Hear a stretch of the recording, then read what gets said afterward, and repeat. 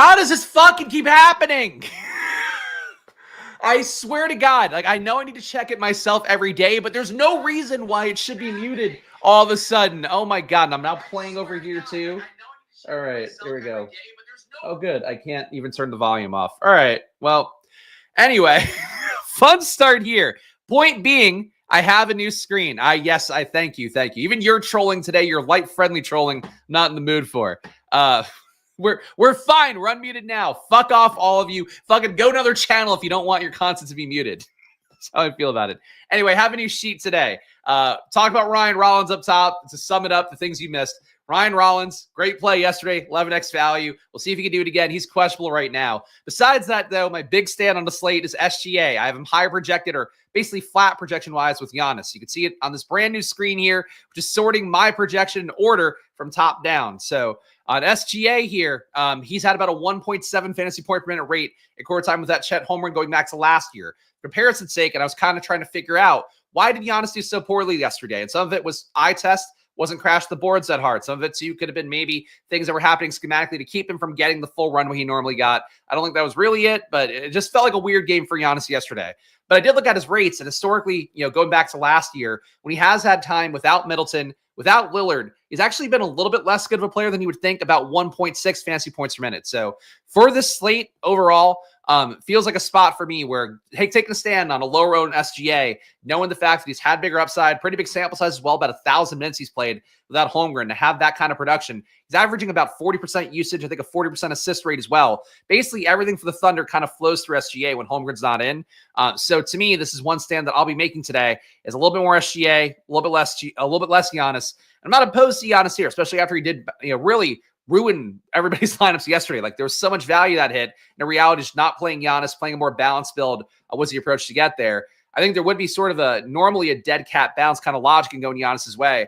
But in the spot where it's going to be 53% owned again, I don't know that you want to be there. Or be there quite as much at least. So I would take more SGA. In fact, these guys projected the same, but SGA is about $900 cheaper. That does matter, even though you are losing obviously a guard spot, which would be a little more valuable. Besides that, guys who are not in the DraftKings slate, you can see here with the NA. But I do have Towns projected fairly highly today. Brandon Ingram, once again, I am high on him. His rates are just too good overall of the amount of court time he's had without Zion, without CJ McCollum. So for Karl Anthony Towns, he's a good play. For Brandon Ingram, also a good play. Both guys under $9K salary. And I do think if you're not going to pay up, starting with these two guys would be the way that I would try to build the lineup. Ingram has been hit or miss for us since we've been trying to chase this vacated Zion usage. Obviously, there's a lot more guys too, adding Alvarado to the list of the disabled list guys for, I guess you can't say that word anymore, the injured list guys for the Pelicans. For the Pelicans, though, like if they're going to stay in this game against Thunder tonight, Ingram has to do something. So that's one of my stands on here, is projecting Ingram again a little bit higher than the rest of the industry. Well, I've got him at 51.7. Stokastic has him at 45. Where he'll land is probably somewhere in the middle. But again, at 7% ownership, I want to be a little bit heavier on Ingram because my data does push him a little bit higher.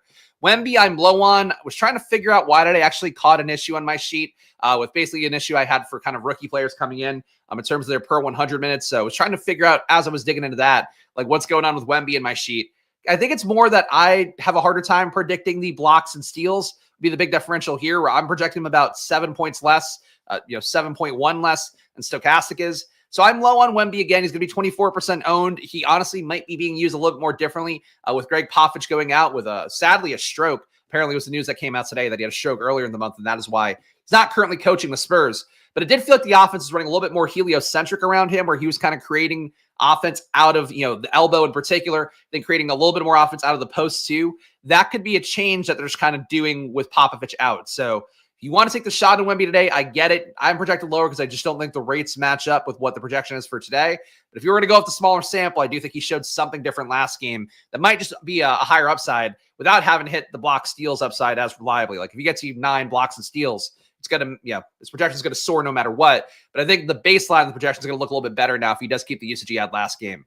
I'm just not adjusting for it in my numbers for right now. Besides these top guys, I think that's basically that. Let's sort by value real fast. And we will still go game by game here, but I'm going to try to make that part a little bit faster. Just trying some different approaches here. And I had some time to build out this sheet, so why not? All right, your top value metric guys. So Ryan Rollins again today. I've got him at 26.3. Stokastic is now caught up with him. They're giving him 26. So I felt like I was an island yesterday with Ryan Rollins overall. Love the look. Okay, you love the look of the data. I'm glad to hear that. Look, I might mute the mic sometimes when I'm doing my first content of the day. Though honestly, though, it's really just annoying because like I don't know why it would do that. Like it's like my own fucking equipment is trolling me amidst everything else in the world. I wish us to do that. But Ryan Rollins today, your top value on the slate, 77% projected ownership. I would still take him 79% of the time. Jared McCain, I'm also much higher on the Stokastic. I've got him at 36.5 fantasy points. They have him at 29.5. He's still going to come up a ton no matter what, but if you have him at my number, it becomes a little bit more unavoidable. Jared McCain on the year, but performing pretty well. Honestly, eye test for him going against the Knicks yesterday. Thought he fit in well with the offense. And it wasn't like he was getting buckets where it was just like all the starters were out. It was sometimes Paul George setting him up. I think one play was Embiid setting him up. Like there was some actual usage for Jared McCain. So he's not quite Tyrese Maxey. I don't think you should come in expecting that. But I do think he's got some Maxey-like potential in a game where no Paul George tonight, no Joel Embiid tonight. There's a lot of usage go around potentially for Jared McCain, and he's looked pretty good with it so far. It kind of fits the profile, too, or Ryan Rollins, where he's active. He can hit open shots. Like, these are the ones we want to have. We're going to have cheap guys. Keaton Wallace, a little bit less of that, and I think you kind of saw that in the results yesterday with Keaton Wallace. Still being in the winning lineup, again, which shows you the importance of, cheap chalk, cheap value. But that play yesterday was like Keaton Wallace wasn't as good as Ryan Rollins because they're just not as involved as much, and frankly, Wallace has been shooting well in the year, but I don't think he's as good of a shooter as like a Rollins is or a McCain is. Malik Beasley, another top value. No Tim Hardaway today, no Jaden Ivey. So a lot of minutes to go around for Malik Beasley potentially. Stokastic has him today at 33.6. That would give me a 32-point projection for him. I don't know why they're so low on Beasley with their projection. It's possible that this is an old projection. I just missed an update from them. But Beasley, to me, if he's getting 33 minutes, I'd have him at 0.96 fantasy points per minute. He's been shooting not that well on the year, 50% true shooting, and probably should be shooting a little bit better. He's had about 23.9% usage on the year when Jaden Ivey's not on the court. So I do think for Malik Beasley, he kind of becomes the number three, really behind Tobias Harris, but at least number 2 backcourt scorer in this game. So Beasley, to me, a top value as well at 4,200. And these guys all look like pretty good values. Ron Holland, the young guy coming in here, not a great projection for him. Still better than Stokastic, though. At 24.3 minutes, I give him 21 fantasy points. They give him 15. So Holland, to me, looks a little bit better. I don't know if honestly, ED, I don't really think is a play on the slate. It's also, that's on the FanDuel slate, not the DraftKings one. So I don't think that matters at all to me. All right. Yeah, Memphis is not on the main DraftKings slate, which is really the main thing my data is looking at. I just happen to have these guys in because they're on the slate overall and I have to talk about them for Stokastic. But to be candid, I don't really look at the FanDuel slate guys at all. But Edie here as a DraftKings value would be fine, but 22 minutes, like he's not really a play. Karl Anthony Towns, again, looks like a strong value despite the higher salary. So high projection, high salary, high value, still going to come together to get this guy in a lot of lineups for me. Brandon Ingram, same thing. Josh Hart, same thing. Miles Turner getting more minutes with Isaiah Jackson out. As I mentioned last time out, Pascal Siakam, basically the backup 5 now. So Miles Turner looks pretty good at 34.1 minutes. He'll be owned by about a quarter of the field. I think these are sort of the core things I wanted to show here for now. But really, I guess my main play is to be these value guys. Towns, Ingram, and an SG over Giannis, I think, are sort of the core parts my lineups are going to get on the most.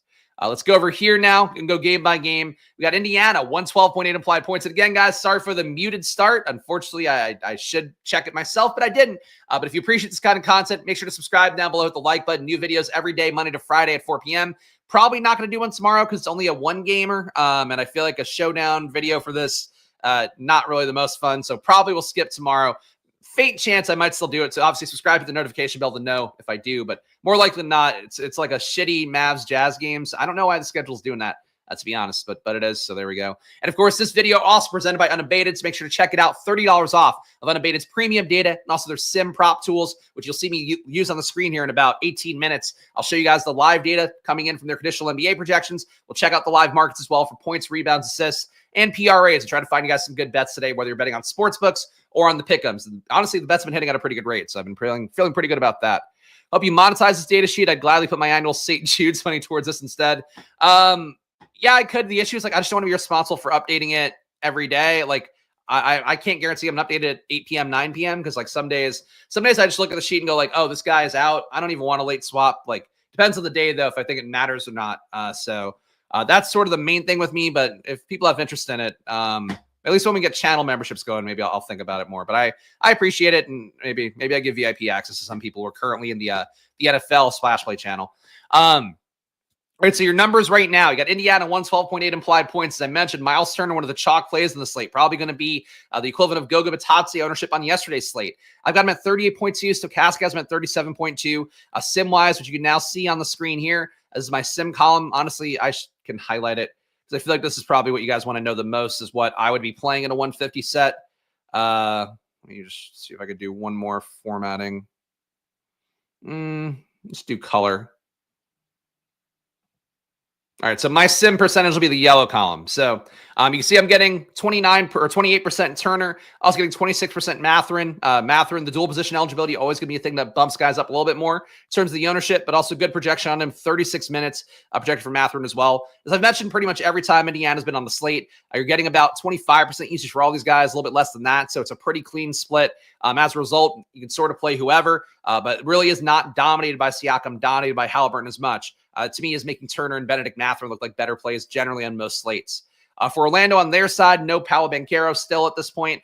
No Wendell Carter as well. So Goga Batadze still looks okay. He won't nearly be as chalky after busting yesterday. Only 7.3% ownership. I'm getting him in 5% of lineups, and the minutes have been not great for him as well. He played. It feels like he didn't play at all in the fourth quarter yesterday. It might be anecdotal, but 25.8 minutes is the projection right now. He's kind of losing minutes to Mo Wagner and a little bit to smaller ball groups as well. Jalen Suggs looks okay. Franz Wagner's had good upside. I feel like people are chasing that a little bit too much with the price tag coming up. He's now at 8,500, 5.2x value for him, 20% ownership for Franz Wagner. So he's been really good overall in the score time without Banchero. I did adjust for that and account for that in my rates. So if the projection's not getting him that high, it is what it is. Frankly, a couple slates lately, I've been playing Brandon Ingram over Franz Wagner, and that's been not good for me. So I think it's due to flip today. But obviously, that's one little bias point for me is that I do have Ingram higher a little bit on every slate than Wagner. And I'm not getting as much Wagner as a result. So if you want to take the more logical play, take the more stochastic friendly play. Wagner at small forward, power forward looks pretty good. I need Jalen Noel love. I'll get wait till you get there. He was coming up as a pretty good value, but I think he was not quite as high of a value guy because he moved his minutes around. But obviously, we'll look when we get to the game. Anything else at Orlando? No. I think about Wagner, an okay play, but on this big of a slate, you don't really need to get there. Nothing else coming up to me too much for me sim-wise. I am almost with the field on Wagner, though, for Franz Wagner, that is, for what it's worth. Boston, 113.8. No Al Horford again, the usual back-to-back rest for him. You are getting Tatum, you are getting Brown, you are getting Derek White. So despite the back-to-back, they're going to go against Brooklyn. Nobody projects that well for me. Jason Tatum under 5x value. Kata looks okay at 5.9x value, but I'm only getting in 5% in the sim, so not an important stand by any chance. Really, everything here kind of looks appropriate. I'm a little bit higher on Jaylen Brown. The barest a bit higher than Jason Tatum, a little bit higher on Derek White. They all get a little bit more usage with Horford out, but nothing here stands out that much. Brooklyn can be competitive. Ben Simmons is questionable on the other side. If he were out, it would open up Schroeder a little bit more. But really, this game to me, kind of a non-factor overall. So you can see nothing over 10% owned sim-wise for me on this side. Again, the yellow highlighted column. And then for the Brooklyn part here, getting Claxton at 17%. And the ownership is off because of the name matching stuff, which I haven't figured out yet. Stokastic basically changed Nick Claxton and Cam Thomas to Nicholas Claxton and Cameron Thomas, but only in certain data sets. So I can't pull them in. And it's been something I've not dedicated enough time to, but I need to figure out how to make a workaround for it. Point being, though, these guys are not zero. I think they're going to be roughly around where I have the ownership. 17% Claxton for me, 7% for Cam Thomas. There's no big stands on this one. Honestly, could be an important game on the slate because it is a game that looks competitive enough. Only a 9-point spread favoring Boston here on the road, despite obviously a lot more talent. But I do think that this is a game to me that unless Simmons is out, hard to love anything here besides getting Claxton at center a decent clip. Chicago, 111.5 implied points. New York, 119 implied points. Chicago on their side, again, same thing as last time here where nobody projects that well to me. As we did see, though, last time out, we had the Bulls on the slate. It was a good day for Giddey, a tournament winning day for Patrick Williams, and I think Kobe White could have been in a tournament winning lineup, but didn't make it. Put up a ton of points. The issue is that these guys, again, another team where it's just split usage. Vucevic at 22% usage, Kobe White at 24, Levine at 25, Giddey at 23, Jalen Smith at 23. Like they're all chopping it up. And obviously Jalen Smith is off the bench, but not really the same thing. The point being is like nobody on the court is really dominating the ball enough. So does kind of make these players all tournament plays. If the ownership is there, you don't really want to play him. So Zach LaVine today, a little bit of an okay value. The fact the ball can move away from him so easily, he's shooting well in the year, so you can get hot that way, but only 1.02 fantasy points per minute on the year. I have him at 1.01 today. Like Zach LaVine is just not all the way there with how he's been historically because all these guys are touching the ball more and Giddey's functionally the point guard. So it's a bit of a weird situation overall. But LaVine will be owned a little bit more, 13%. I got 9%.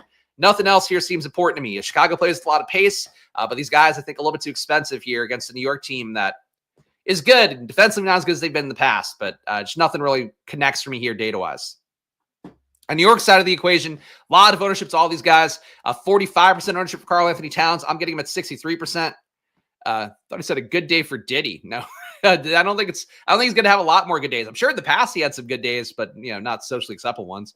Anyway, Karl-Anthony Towns, I'm getting 63% of the time. So one of the more solid plays. I've been high on him for weeks. Feels like Stokastic starting to catch up with me here. I've been like 10 points ahead on Towns most days. Now they're closing in where it's only a 4-point difference. But Towns, once again, a good play. Just shouldn't be under 9K. At this point, honestly, with how he's been playing, he should probably be 10K, maybe 9,900, 9,800, somewhere in there. So probably mispriced by about 1,000 if I had to guess.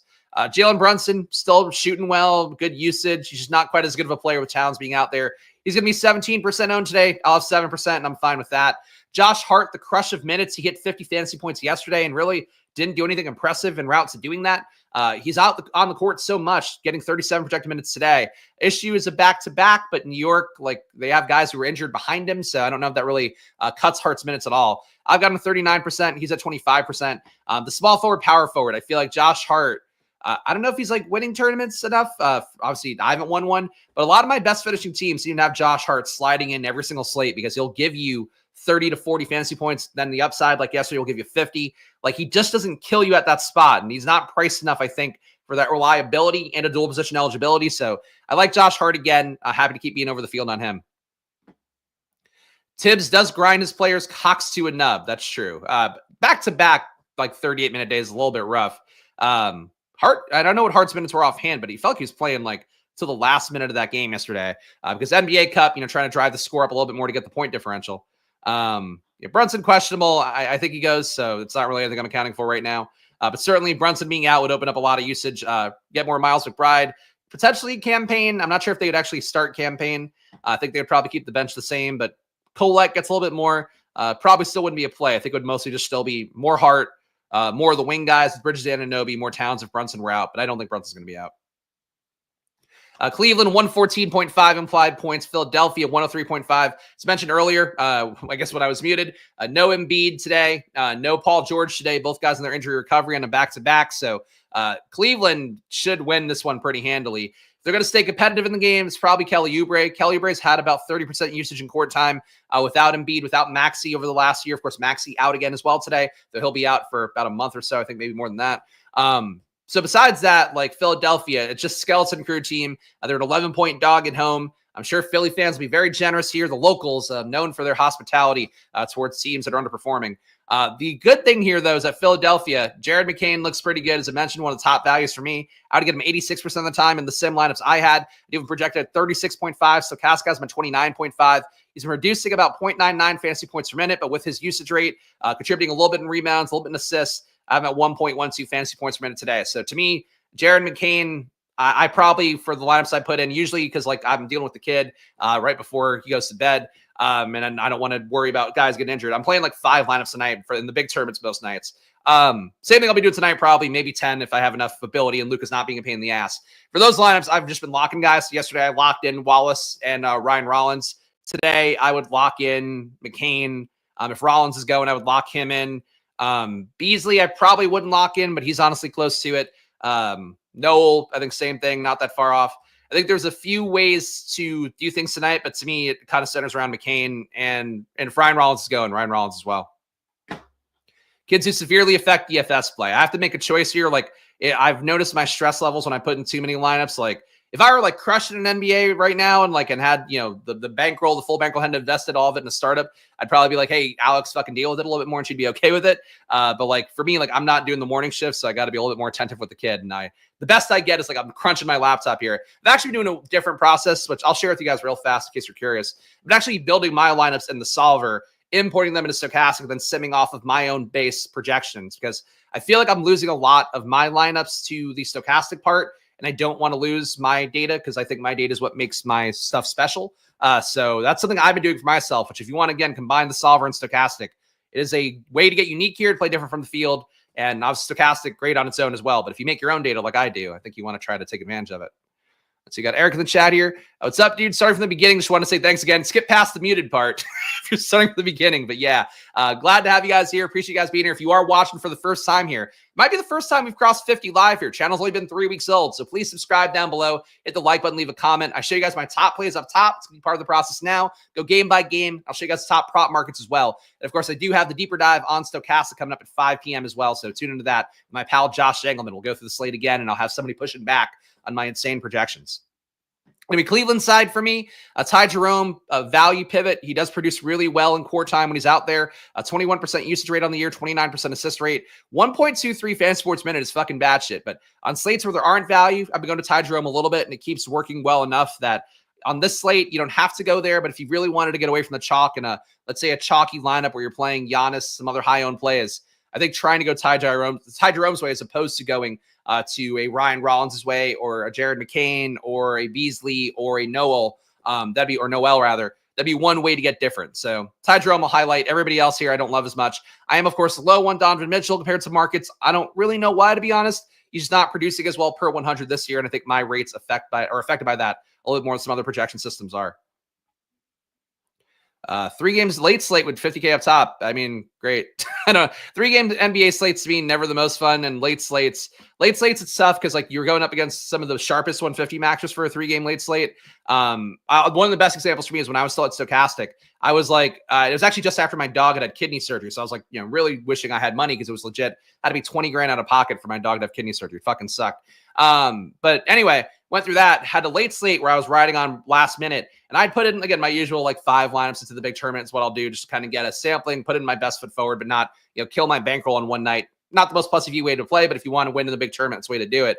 I'd put in a lineup where it was the Hornets, and I had I think, Marvin Williams, and then my boss, Tom at Stokastic, had Frank Kaminsky on the same lineup. And because he was doing 150, he had the same lineup I had, but with all possible permutations of the one pivot I needed, the 1v1 that would have won me. I think it was a 50K slate as well for a late slate. So like, that's the kind of thing that happens a lot if you're not putting in a bunch of lines for a late slate, is like you just get kind of dusted by the people that can get the combos a little bit tighter, and they know that the core lineup that's going to win is like one to kind of rotate in, 2 unique players, 3 unique players. So that's sort of the bar for what how I view late slates, and why to me, like, they're just not the most fun. I've tried to play late slates before because like I was like, oh, this will be better timing for the kid. It was getting smoked, even like, putting in full prep, putting in a full, good smattering of lineups. So that's my story. Neither here nor there.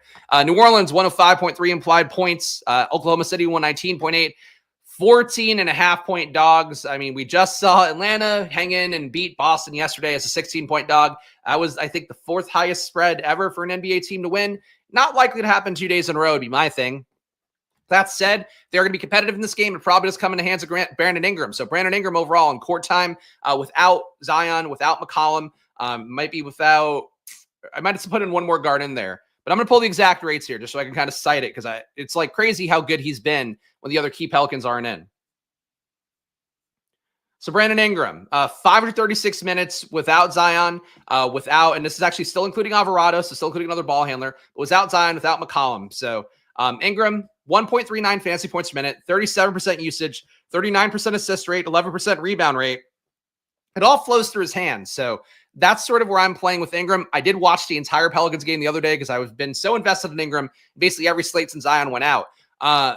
So it was a weird one where like Brandon Boston was basically the titular point guard. He's bringing the ball up, initiating the offense initially. Brandon Ingram was one getting the ball pretty much every time, not every time, but like at least 2 out of 3, it felt like, with him getting the ball out there, either creating a shot for himself or trying to create a shot for somebody else. Besides that, it was going to Trey Murphy when he was in. Same thing as Brandon Boston, where it's like they were initiating on the top of the key. Alvarado did fucking nothing in that game. When he got hurt, it was like, oh, at least you have some reason to exist here, because we're doing nothing besides that.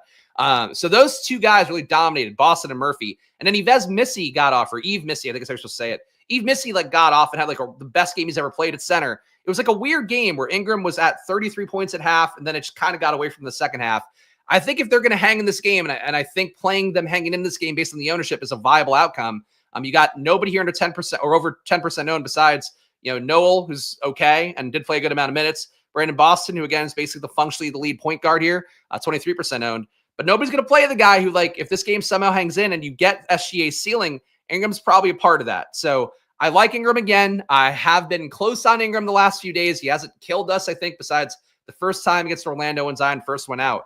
But to me, I'll have 50% Ingram today. And I mean, in a 150 set, honestly, for me and putting in less lineups, I might just lock him, or I might just try to get lineups in him primarily. I get at least this 50% in my shorter amount of lineups as well tonight that I'll legit play.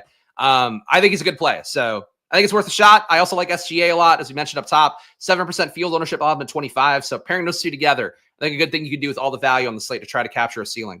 Besides that, though, Brandon Boston will be pretty well owned. At decent projection on him, I'm a little bit lower than Stokastic, 29.4 compared to 32.8. Still a valid play, though. Shooting guard, small forward, so you can play wherever. And again, he's basically the point guard right now for New Orleans, so there's no issue with that. Missy, I tried to bump his rates a little bit just to see if I could get him. He's cusp playable. He looked the best he's looked in, granted, I'm not going on my way to see Eve Missy tape. From what I've seen in him when watching Pelicans games, though, he does absolutely nothing. Last game, he was like active, running towards the rim, trying to get some blocks, trying to get some rebounds, did some stuff. So I'll flag that just because, like, if you want to play Missy, he's 1% owned. He is cusp playable as a 5x value. I think he put up 40 fantasy points the other day. Nobody's on him again. So I don't know if it was like a growth thing or what, that it all clicked for him last game. But he did look a lot better than he's looked at any other stint so far, data-wise or visually. Jalen Noel, I think, looks fine as well. 34% ownership for him. I'm only getting 9%, though. The issue for me is I have Beasley projected higher. That's something I'm going to try to look at in between this stream and when I do stochastics in a little bit. But I think for me, with Beasley getting 30-plus minutes, Noel getting 27, Noel's fine, but like he's not fantastic. He has had big upside before when playing for Minnesota. But I don't think he's like a core part of this offense. Like a lot of it to me, at least again, from watching that last game, pretty much from tip-offs to the end, it was a lot of Murphy initiating offense, a lot of Boston. And Noel did stuff, but he did stuff kind of just like, loose ball. Noel gets open, kind of like, it wasn't anything where he was like the transactional ball handler like he was in Minnesota. So I don't think he's really a fantastic play, even though 21 fantasy points, 3,400, like he's absolutely playable. But a third of the field, I probably won't be there. See, I've got 9% ownership currently. SGA, I've talked about enough here. I've been better projected than Giannis today. I've been equally projected, but relative value at SGA's salary looks a little bit better. So SGA, I got him 25%. Feels going to be 7%. Wouldn't shock me if this is a little bit low because SGA did just have the monster day without Holmgren. But in this spot, if this game stays competitive, and that, again, requires Ingram, the push-pull of it would make me want to play SGA. So I'll be playing SGA today. And frankly, if they blow out the Pelicans too, probably a lot of that comes at SGA's hands. Jalen Williams, I'm getting more in the field as well, but not quite as much. 9% ownership for the field compared to 13% for me. Dort, 11% compared to 9%. Wiggins, 24% compared to 30%. It's a little bit more there. I have been higher on Wiggins as this Thunder rotation has thinned out a little bit. But nothing here that crazy. Caruso's out again. I didn't take him out of the sheet. A little more concentrated of a lineup, but still you have enough guys to go to off the bench. That's not like a short rotation. So nothing to love here, I think, besides SGA for me. And I would say Williams, a pretty distant second. Dort and Wiggins, okay wing guys as values, and I would favor Wiggins between them. Clippers, we got James Harden here, another player who I feel like has been a little bit underprojected by the industry. I'm lower than I would have thought today. I think some of that is because Powell's been playing so well and dominating the ball more. Kevin Porter also dominating the ball in the second unit a little bit more. So Harden for me, I have at 48 fantasy points. Stokastic has been 47.3. I'm getting him a little bit more than the field. That's 7% compared to the field's rounding up 5%. But nothing on the Clippers looks too appealing with that 104.8 total. This game is going to be a competitive one, though. So revenge game for Harden back in Houston. He never wanted to leave in the first place. Maybe that's an interesting one. I do have at 1.4 fantasy points per minute today. So if you're not playing SGA, I think the 8K tier is the most appealing price-wise, but Harden being under 10, he's got a ceiling here going against Houston and whatever narrative you want to spin for it. Bad news, strip clubs, though, fucking popping off for Harden, I'm sure. Shout out to Eddie here, Squirt Squad for the win. Good afternoon. Good afternoon to all you guys being here. Appreciate you guys watching live again. Try to do these videos every day, Monday to Friday. Probably not going to do one tomorrow because it's only a one-gamer. When there's like an actual slate, Monday to Friday at 4 p.m. every day, of course, going through my data, going through Stokastic's data, and also hopping over to Unabated and look at the prop markets, which we'll do in a few moments here. Houston, nothing looks that great here for me, but Şengün, I'm getting 4x the field, 12% ownership compared to 3%. Şengün in these spots would look a little bit better if Van Vliet were out, but doing enough for me. I've got him at 44 compared to Stokastic's 39.4 projection. Van Vliet being back in, though, kind of crowds things up enough where nothing looks like a priority. Getting a little bit more of Tari Eason. Tari Eason, I do get on pretty much every slate more than the field. I've got him at a 28.3 projection. Stokastic has him at 25.3, so I'm getting 15% ownership. Do I like either of the centers in Houston? Either like like Steven Adams, unless we're talking about Jabari Smith. But I like Şengün enough. I don't think it's a priority.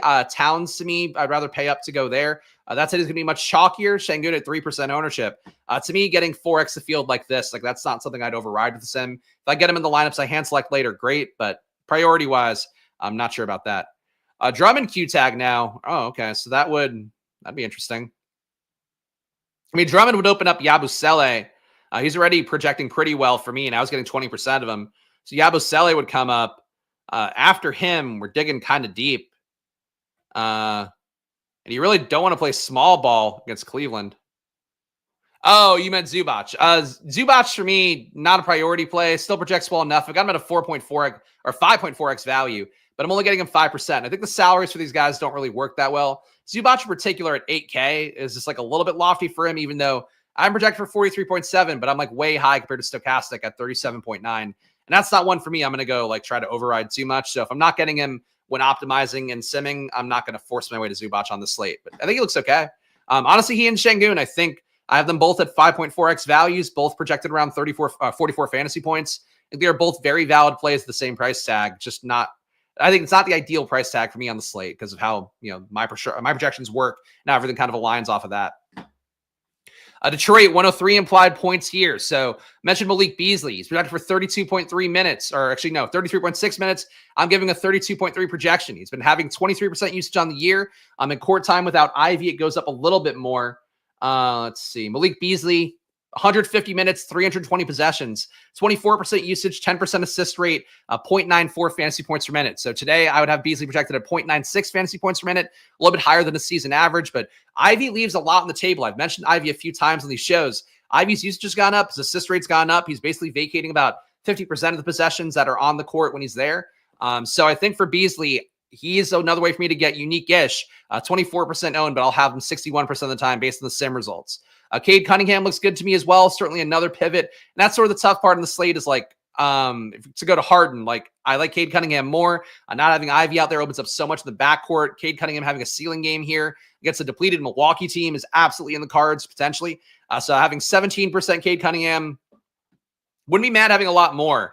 There's a lot of projection plays around his price points. That's the issue. But Cade Cunningham at 9K, point guard only, I think feels pretty good too. But Beasley, definitely the priority here. Ron Holland, if not getting Beasley, feels okay. I suppose you could play them together, but probably not with another value, I would think. Holland, not producing that well in the year. 0.71 fantasy points per minute, but he is a young guy, so maybe something get going for him. Definitely favor Beasley, but he looks all right. Marcus Sasser, did not get any ownership for him. I've liked Sasser historically. Actually, might need to look at his rates. Sasser was a baller last year for Detroit. This year has not done quite as much, so it might be because I'm giving him his 2022 rates where he's just been basically on the court not doing anything. In the past, he was like a ball-dominant guard who did a lot of shit. Actually, let me see. Let me take Sasser's 2024 rates out and see how that affects things for me. If I move Sasser back to last year's rates, or really a combo, yeah, I'd have Sasser at 17 fantasy points at a 3K salary. He could produce. I just don't know that he's going to be guaranteed minutes when you have Beasley there. You have Holland there, who's not going to be a backcourt guy, but going to be on the wing. So Sasser to me doesn't feel like a natural play here, but he could pick up 23.8 minutes of projection from Stokastic right now. If he gets that, close to playable, but not really playable. I should do. You always want me to give you the easy thing on the way. You realize that's just more work for me, right? oh, starting five. I don't know what the fuck that is. I don't play it. I only do things that I gamble on, but I appreciate the request. I don't know what starting five is, and I don't have projections for it or do anything with it. So that's sort of a tough part for me. I show you guys my gambling. I don't really. That's why I don't do FanDuel. Like I don't really. I'll talk about FanDuel for holistically for Stokastic, but if I don't play it, I don't really want to do it on my channel. Milwaukee. A lot less ownership for me than Giannis on the field, or me than the field rather on Giannis. 53% ownership for the field on Giannis, 17% for me. Again, the difference between SGA, some other high dollar guys as well, we've talked about throughout this video. That's resulting in less Giannis for me, but I am projecting him about 6 points lower, 5.5, I suppose, if you want to be technical about it. Again, the rate's just not quite as wowing as you would think in court time without Lillard, without Middleton. But I think in this spot, to me, Giannis, no issue with him, but if this is the way I get unique on the slate, I can live with it. He just doesn't project that well if I update his rates to reflect kind of what I think they should be. If Ryan Rollins were out, though, I do think it would make Giannis a little more appealing. Ryan Rollins getting 26.6 minutes right now. He's adding a little bit in usage, good amount in assist rate as well, both around 20%. So he's probably taking some peripherals off of how my projections work. That would go right back to Giannis if Rollins weren't playing. But Rollins, as I mentioned, one of the plays I'm proudest of, mentioned in the Discord as well, that like basically for Rollins, like just being active out there, he got, I think, 5 steals in the game as well. Hit some threes, grabbed a few boards, created some assists. Like, he did exactly what we want a guy to do. And he had 33 fantasy points yesterday in the third quarter before he hurt his shoulder. I think looking at the game yesterday, I was pretty sure that that Ryan Rollins was like not going to play today because like he landed on his left shoulder, did come in, like was still in, then hit a 3, then took himself out immediately. He asked to get out. They took him right to the tunnel. He got an MRI, I guess, on his shoulder. The fact he's questionable and not ruled out, maybe you have some hope. But he's, to me, like the most important play on the slate because he's the best value to me overall. I would get him in 80% of lineups if we could go right now. Fields going to get him at 77% if he's going to go. The issue is that their game starts at, is it 9 o'clock? The Milwaukee game starts at 8 o'clock. So there's going to be 5 games that have already started by the time potentially know about Ryan Rollins. So I think he's a good play again. I would go here again, but the questionable status makes it pretty tough. Washington, not a whole lot looking good here at this point with Kuzma back in. Price tags haven't affected it. Jordan Poole, I'm low on these guys, really low projection-wise. Nobody here above 32. That doesn't really happen too often. Happened yesterday with Portland. Then Ayton getting ruled out, open things up a little bit. Feels like they just have too many guys in the rotation, putting up too much usage. And in particular up top, Poole and Kuzma aren't great with their usage. Kuzma shooting 45% true shooting on the year, really bad. Obviously, he hasn't been out there a ton, so that gives him some grace, I guess. Jordan Poole, 58%. Nothing here stands out too much on Washington's side, so that's basically that. And San Antonio on their side, Wemby, a lot of ownership for them. For the field, not for me. I'm getting 5% of them. Everything else here kind of low. You've kind of seen my core plays already. Everything else here is just kind of leftovers, and I really didn't get a single wizard at all. All right, let's go to Unabated next. You guys know the deal there. Let me spin up the tab, and let me run this beautiful video to introduce you to the world of Unabated and their conditional NBA projections. Check.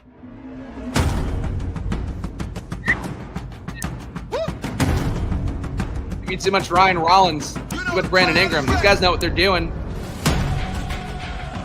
Get $30 off at Unabated too. I'll just shill during it.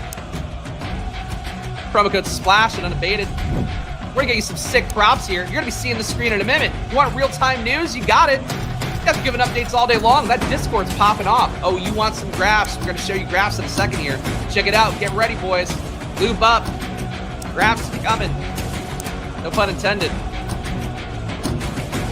Community. We've got community here. They've got way more community. And their community is fucking making a lot of money. Check out that community they got over there. Count your money afterwards. Your sticky community hands. Unabated. There we go. $30 off.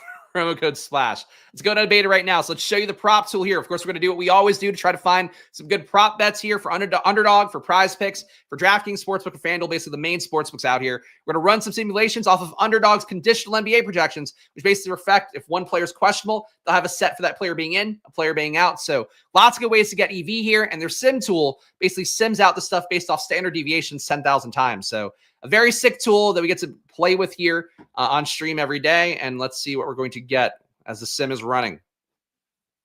Your best point lines. The voiceover slays. I feel like I'm just running out of things to say during it, but the guys chancing an O face in the background. Well, they're betting really well. I mean, that's the main thing. Anthony Black, value on him today, under 8.5 points. You can add that to your PrizePicks and Underdog card with 19% EV, under 8.5, minus 118 odds for Anthony Black today. You can also take that bet on DraftKings Sportsbook and get 16% EV, get 17% on FanDuel as well, on under 8.5 on both of those. So Anthony Black, under 8.5, a good bet to take anywhere today if you want to try to make some money with Unabated's data. Kentavious Caldwell-Pope, the KCP, as his friends know him, 11% EV here, 10.6% if you want to be accurate to the decimal point, on under 9.5 points for KCP on PrizePicks and Underdog. You're also getting 8% EV rounded up on DraftKings Sportsbook at under 9.5 points, minus 125 odds. Josh Giddey, guys, and of course, we're going to run some Stokastic sims to you guys for DFS lineups, so stay tuned. I'll do that as soon as we run through Unabated here, but want to make sure we're giving Unabated their due time here as the presenting sponsor of the show. $30 off. Again, check them out. Could not be doing the show if not for them, so please show them some love if you can, and you want to get oh, God. And you want to get better bets in your life. I'm like frazzled because we're running late here, and I got to do a show at 5. Josh Giddey, value on over 11.5 points, 7.9% EV on that, minus 120 odds on that. Probably don't want to play it on PrizePicks and Underdog, though. Negative EV on both those sites. Jalen Suggs, 7.5% EV on over 16.5 points today. That one's playable on PrizePicks and Underdog. Cusp playable on DraftKings Sportsbook at 4.7% EV on over 16.5 points. For Jalen Suggs today, projected for 18.3 points by Unabated. Benedict Mathurin, and again, for sim EVs, around 8% is what I've been told is good. In general, EV calculations, 2% or more are playable, but for the sim ones, trying to keep you guys around 8%. So under 18.5 points for Benedict Mathurin. I don't love taking the under on Mathurin. Again, the usage has been pretty good for him, but 7.2% EV, under 18.5 points, minus 110 odds. And these yellow ones mean they're updating in real time, so keep that in mind if you see them on the screen. Rebounds, let's sim these out. If there's a better way to do this for you guys too, let me know. I appreciate Consigliere giving me the starting 5 suggestion, but if there's stuff that you guys want to look at in betting markets that I'm not doing a good job showing you here, let me know. I'm just trying to give you kind of the best bets if you want to get some action in. It's my approach here. Derek Jones, over 2.5 rebounds, 24.2% EV. A lot of EV on that one on PrizePicks right now. A little bit less EV, but still bettable on DraftKings Sportsbook. Over 2.5 at minus 162 odds, 8.7% EV. Same thing on FanDuel Sportsbook, it looks like as well. For Derek Jones, over 2.5 rebounds. Jordan Poole, some value on DK Sportsbook, plus money, plus 126. Taking this much EV on a plus money bet should run to do it always. 20.4% EV on under 2.5 rebounds for Jordan Poole, plus 126 odds on that one at DK Sportsbook, not playable on PrizePicks and Underdog. Keldon Johnson, 19% EV on over 5.5 rebounds. So a lot of EV on the rebounds markets today. Plus 104 odds today for Keldon Johnson, 19% EV on the FanDuel Sportsbook line of over 5.5 rebounds, plus 104 odds. James Harden, this one is playable on all the sites. 15.6% EV for over 5.5 rebounds for Harden. As I've mentioned, he's been basically old Harden now that he's back in a team that doesn't have anybody else to give the ball with. When Kawhi's back in, it's going to be ruined.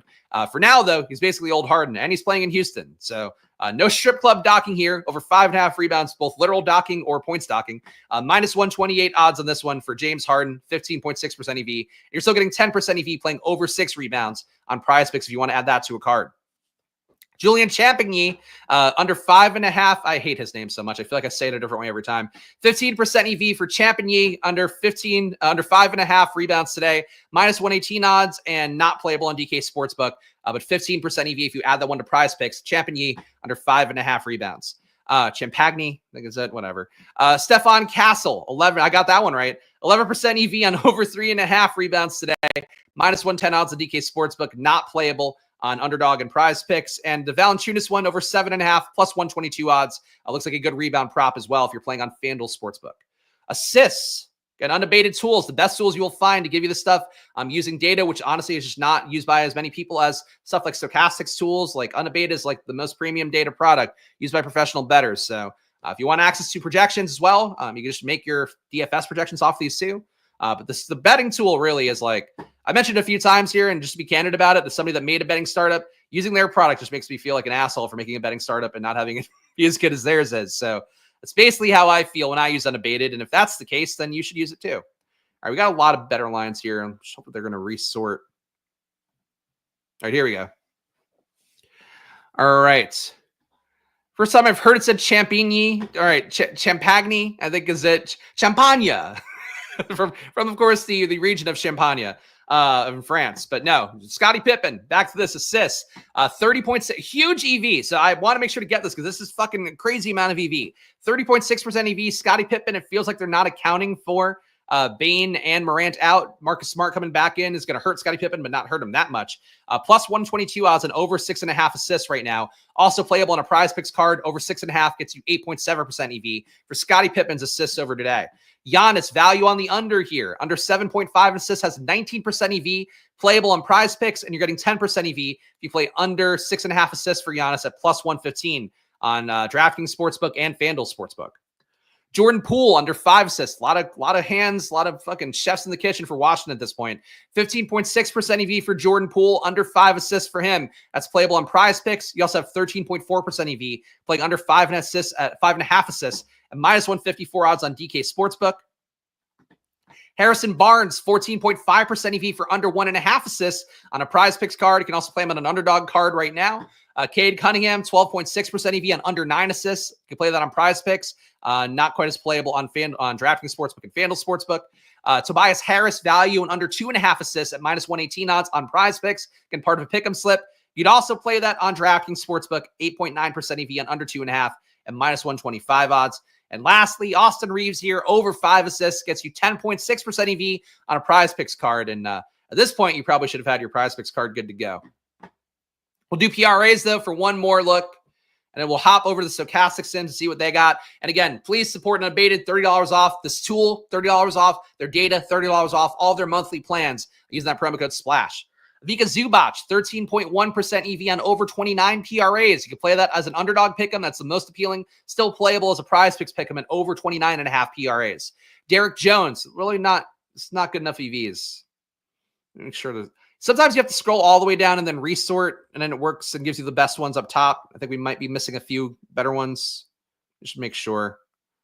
Always trying to give you guys the best data possible. Okay, Drew Holiday, under 19.5 PRAs, 16.1% EV here on FanDuel Sportsbook. Looks like a plus EV bet on PrizePicks as well, under 19.5 there. 10.7% EV on under 19.5, minus 115 on DK Sportsbook. The best line is FanDuel Sportsbook right now, but all of those look playable for Drew Holiday, under 19.5 PRAs. Tobias Harris, under 26.5, 13.4% EV. Playable on PrizePicks, Underdog, and DraftKings. Zubac, 13.1% EV on over 29 PRAs. Looks a little bit less good on PrizePicks, but just mentioned does look better on Underdog. Jordan Poole, talked about him. Pippen, talked about him. Herder, over 16.5 PRAs, 11.4% EV. And that's playable on PrizePicks, Underdog, and you're getting 10.6 EV still on DraftKings Sportsbook as well, minus 120 odds. That's a lot of bets, guys. And honestly, one thing, and it's a different company. I don't know if I should blend the things, but I like to talk about things holistically if I can. If you've seen my pal Greg Ehrenberg's tweets where he's been using basically Stokastic's portfolio EV tool, which is a different thing than this one where it kind of just gives you bets based on some criteria you give in advance. You've probably seen like the amount of volume that Greg has to put up to show like a good ROI. Like he'll have a 10% ROI days, a 30% ROI some other days, 5%, have a few losing days here and there. But he's like putting in legit 25, 30 bets a day. In reality, that's what you should be doing with all the stuff, especially for something like Unabated's NBA projections, where these are really premium projections that only a certain amount of people in the entire betting industry have access to. So taking that and just taking every plus EV bet, again, I would take every sim-friendly bet over 8% and just going through, I do points, rebounds, assists here, but you can do 3-pointers made, you could do steals, you could do turnovers, you could do whatever you want, rebounds and assists. Like you carve it up a bunch of different ways. It is one of the best things you can do if you want to build a bankroll. You just have to be kind of strapped in, do $1 units, $2 units, whatever. Just keep building over the course of time and getting in a bunch of bets. That's how you materialize your expected value over the course of time. So keep it in mind, check it out Unabated, and that's the best advice I can give if you want to take the most advantage over those bets. Let's go and check out Sims here. I don't know why I'm going big screen. Hey, what's up, guys? Good to see you. Hit that like button and subscribe, and let's do some Sims. So we're going to generate the contest here based off of Stokastic's projections. Mine not influencing here because I don't want to give you guys, I don't want to lead you off a cliff with sim data. But I do, as I mentioned for mine, I'll create my lineups in the solver right now, create 1,000 lineups with some variants on it, and then just import those to Stokastic and sim off of that. It's one way to do it. In a perfect world, I'd love to combine those with Stokastics, but I think for them, if you just want to get in lineups fast, if you're like me, you have a kid you're taking care of, you want to get your lineups in before bedtime, for the child's bedtime, hopefully not yours. Though more power to you if you go to sleep at 7 o'clock as an adult, probably getting some great sleeps then. Then the Stokastic sim will do a great job for you. But point is, there's lots of great ways to use their tools and data to make it work for you and find one that works for you. That's sort of what I would recommend. I think I'm laggy again. I don't know why. No, maybe not. Maybe not. I'm not fanning myself like a Southern Belle, to be clear, but I feel like it's been a little bit laggy some days on stream. I'm not sure if I'm putting too much production power and things. All right, 30% is what's going to first. And this one, I think it's 29% technically in the big DK tournament. We're going to run the sim, 5,000 lines, competing 10,000 times. And I'm going to show some of these results or talk more about them on Stokastic in 8 minutes. So check that out as well. Man, this is the longest stream I've done. So I apologize, but also thank you guys for hanging out today. like adding the beginning bit made this length a little bit untenable. I got to get better at it. 45 minutes in and out is the goal. Just like sex. Divided by 45. Divided by 45, and then divide it one more time by 2. And then, and then you're good to go. All right, what are we getting sim-wise here? Let's get to the bottom of this. So I can go talk to Josh for the producers over at Stokastic. Jordan Klein yells at me for not being in the room early enough. The bad boy of streaming sometimes shows up a little bit too late. Ticker line for us. Great minds. Starting 5, Cade, B.I., Jaylen Brown, Giannis, Cat. Tell me I'm wrong, Spags. I don't know what's in that Jaylen Brown tier. I don't know what's in that Giannis tier. For me, I'd put SGA in there no matter what, but I have no issue with it. I think like that's starting 5 kind of lineups. Your top ROI lineups right now, according to Stokastic's data: Tyrese Halliburton, Marcus Sasser getting in. Lou Dort back in the lineup again. Aaron Wiggins, Karl-Anthony Towns, Ryan Rollins, Brandon Ingram, Cade Cunningham. Number 2 ROI lineup: SGA, Sasser again, Boston, Aaron Wiggins, Miles Turner. I'm surprised at the Sasser stuff. Miles Turner, Jalen Brunson, Mobley, Ryan Rollins. So paying down to 2 spots being advocated for. I guess technically 3 with Wiggins. So you're paying down a good amount. Boston, not really a pay down at this point.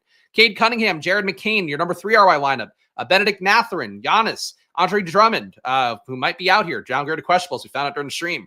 Ryan Rollins, Tobias Harris, Marcus Sasser once again. Jesus. Ryan Rollins again, Marcus Sasser, Mikal Bridges, Anunoby, Goga, Cade Cunningham, Kuzma, Victor Wembanyama. So it seems like Stokastic loves Ryan Rollins as much as I do, but also loves Marcus Sasser an incredible amount. Exposures overall, getting 90% Ryan Rollins in the top 150. So the most crucial questionable tag right now is a player that most people did not know existed until yesterday. I caped for him first, though, so I dibs on Ryan Rollins, but he is the most important player on the slate currently.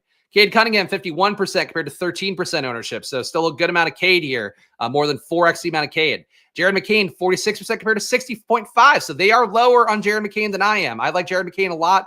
Stokastic wants you to get less. Marcus Sasser, 42% compared to 16%. That is a lot of Marcus Sasser. That's more than I would have. Towns, 37% compared to 44. You can see the rest here. Wiggins, a little bit more than the field. Turner, more than the field. Mobley, almost 3x the field. Hart, a little bit more than the field. Wemby, a little bit more. Brendan Boston, a little bit more. Giannis, half the field. They agree with me on that. So not a Giannis day for them. Where'd they land with SGA? SGA, 13% compared to 8%. So they're over on SGA. Not as over as I'm going to be. That's it for today, guys. So Saiyan video goes on here every day except tomorrow. There's only a 1 gamer. I think I'm going to skip tomorrow, but be subscribed to the notification bell just in case. Hopefully this video added value for you. If it did, make sure to hit that like button. Make sure to subscribe. I'm just one guy here building the channel up. Lucky to have some great partners at Unabated and Stokastic, but this is a brand new channel, guys. So your support goes extra far for me to try to show you guys a real process here every day. I build my data obsessively, especially because I want to fucking embarrass myself with takes on stream. And I do it every day here for you guys. So please show some love. Hit that like button, subscribe. Underdog $1,000 in bonus cash. Link in the description. Stokastic 15% off. Link in the description for all their data and tools if you want to check it out. Unabated, the presenting sponsor of the show, $30 off. Link in the description there too. And that includes their data and tools. Solver, if you want to do some NBA optimization, you can do that too.